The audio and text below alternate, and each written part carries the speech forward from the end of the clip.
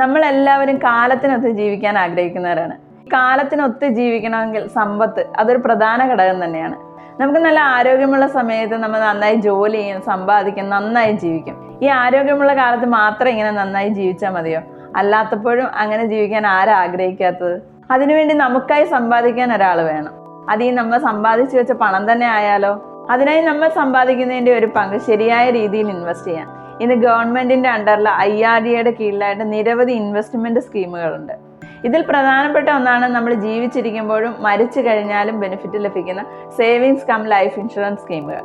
ഈ ഇൻവെസ്റ്റ്മെന്റിലൊക്കെ ചേരുന്നതിൻ്റെ ഏറ്റവും പ്രധാന ഗുണം എന്ന് പറയുന്നത് നമുക്ക് കിട്ടുന്നതിൻ്റെ കുറച്ചെങ്കിലും നമ്മൾ ഫ്യൂച്ചറിലേക്ക് മാറ്റി വെക്കും, അല്ലെങ്കിൽ എല്ലാം നമ്മൾ ചെലവഴിച്ച് തീർക്കുക തന്നെ ചെയ്യും. ഈ ഇൻവെസ്റ്റ്മെന്റ് സ്കീമുകളിലൊക്കെ ചേരുന്നതിൻ്റെ ഗുണങ്ങളെക്കുറിച്ചൊന്ന് പറയാം. ഇത് 100% സേഫും സെക്യൂറുമായിട്ടുള്ള ഇൻവെസ്റ്റ്മെന്റ് സ്കീമുകളാണ്.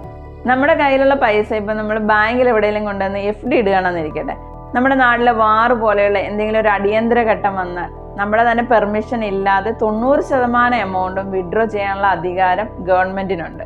എന്നാൽ നമ്മൾ ഇതേ ക്യാഷ് നമ്മൾ IRDAയുടെ കീഴിലുള്ള ഏതെങ്കിലും ഒരു ഇൻവെസ്റ്റ്മെന്റ് സ്കീമിലാണ് ഇടുന്നതെന്നുണ്ടെങ്കിൽ ഇതിൽ വിഡ്രോ ചെയ്യാനുള്ള അധികാരം ഗവൺമെന്റിനില്ല. കാരണം ഇതൊരാളുടെ ലൈഫ് ഇൻഷുർ ചെയ്യുന്നതിനോടൊപ്പം തന്നെ അതൊരു വരുമാന മാർഗം കൂടിയാണ്. കൂടാതെ ഈ ഇൻവെസ്റ്റ്മെന്റ് സ്കീമുകളെല്ലാം IRDAയുടെ കീഴിൽ വരുന്ന ആയതുകൊണ്ട് 100% സേഫ് ആയിരിക്കും. ഇതിന്റെ രണ്ടാമത്തെ പ്രത്യേകത എന്ന് പറയുന്നത് 100% ടാക്സ് ഫ്രീ ആണ്. ഇതിൽ ഇൻവെസ്റ്റ് ചെയ്യുന്ന എമൗണ്ട് മെച്ചുറായി നമ്മുടെ അക്കൗണ്ടിലേക്ക് വരുമ്പോഴോ അല്ലെങ്കിൽ വർഷാവർഷം നമുക്ക് കിട്ടുന്ന മണി ബാക്കിനോ യാതൊരു തരത്തിലുള്ള ടാക്സും അടയ്ക്കേണ്ട ആവശ്യമില്ല. നമ്മൾ ക്യാഷ് ബാങ്കിൽ FD ആയി ഇടുകയാണെങ്കിൽ വർഷം തോറും ഇൻട്രസ്റ്റ് വരുന്നത് തന്നെ TDS കട്ട് ചെയ്തിട്ടായിരിക്കും അക്കൗണ്ടിലേക്ക് വരുന്നത്. ഇൻട്രസ്റ്റ് ആയാലും മെച്യൂരിറ്റി എമൗണ്ട് ആയാലും നമ്മുടെ അക്കൗണ്ടിലേക്ക് വരുമ്പോൾ ഇത് ഇൻകമായിട്ട് ജനറേറ്റ് ആകും, നമ്മുടെ സ്ലാബ് റേറ്റ് ചേഞ്ച് ആകും, അതനുസരിച്ചുള്ള അഡീഷണൽ ടാക്സ് നമ്മൾ അടയ്ക്കേണ്ടി വരും. എന്നാൽ IRDAയുടെ കീഴിലുള്ള ഇൻവെസ്റ്റ്മെന്റ് സ്കീമിൽ നമ്മൾ ഡെപ്പോസിറ്റ് ചെയ്യുന്നതെങ്കിൽ മെച്യൂരിറ്റി എമൗണ്ട് ആയിട്ട് നമുക്ക് ഇനി കോടിക്കണക്കിന് രൂപയാണ് കിട്ടുന്നതെങ്കിൽ കൂടി യാതൊരു തരത്തിലുള്ള ടാക്സ് അടയ്ക്കേണ്ട ആവശ്യമില്ല. ഈ സ്കീമിൽ ചേരുന്നതിലൂടെ നമുക്ക് ലഭിക്കുന്ന ഏറ്റവും വലിയൊരു ആനുകൂല്യമാണ് ഇതിൽ ചേർന്ന് പിറ്റേ ദിവസം മുതൽ സ്റ്റാർട്ട് ചെയ്യുന്ന ലൈഫ് കവറേജ്. അതും 11 ഇരട്ടി മുതൽ 24 ഇരട്ടി വരെയാണ്.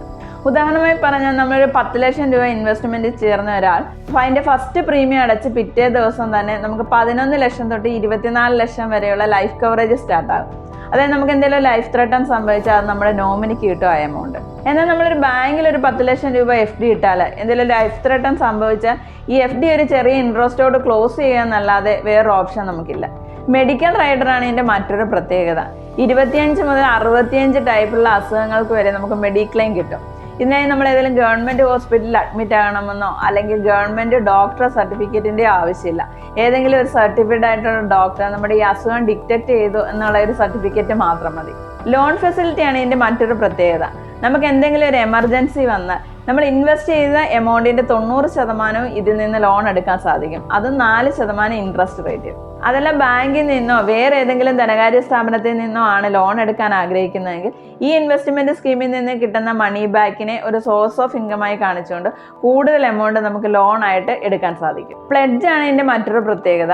ചിറ്റ് ഫണ്ട്സ് പോലെയുള്ള ധനകാര്യ സ്ഥാപനങ്ങളിൽ ചിട്ടി അടിച്ചു കഴിഞ്ഞാൽ അതിന്റെ എമൗണ്ട് വിഡ്രോ ചെയ്യണമെങ്കിൽ വീടിന്റെ ആധാരം പോലെയുള്ള ഡോക്യുമെന്റ് നമുക്ക് ഗ്യാരണ്ടി ആയിട്ട് കൊടുക്കേണ്ടി വരും. അതിന് പകരമായിട്ട് നമുക്ക് ഇൻവെസ്റ്റ്മെന്റ് സ്കീമിന്റെ ഡോക്യുമെന്റിനെ കൊടുക്കാവുന്നതാണ്. നിങ്ങളുടെ ഈ സമ്പാദ്യം ബാങ്കിലോ അല്ലെങ്കിൽ ഏതെങ്കിലും ഒരു ധനകാര്യ സ്ഥാപനത്തിലോ FD ആയിട്ടിട്ടാൽ ഞാൻ പറഞ്ഞ ഏതെങ്കിലും ഒരു ആനുകൂല്യം നിങ്ങൾക്ക് ലഭിക്കുമോ? ഇനി കുറച്ച് നല്ല ഇൻവെസ്റ്റ്മെന്റ് സ്കീമുകളെ പരിചയപ്പെടുത്തി തരാം. എന്നിട്ട് നിങ്ങൾക്ക് തീരുമാനിക്കാം ഇതിലേത് തിരഞ്ഞെടുക്കണമെന്ന്.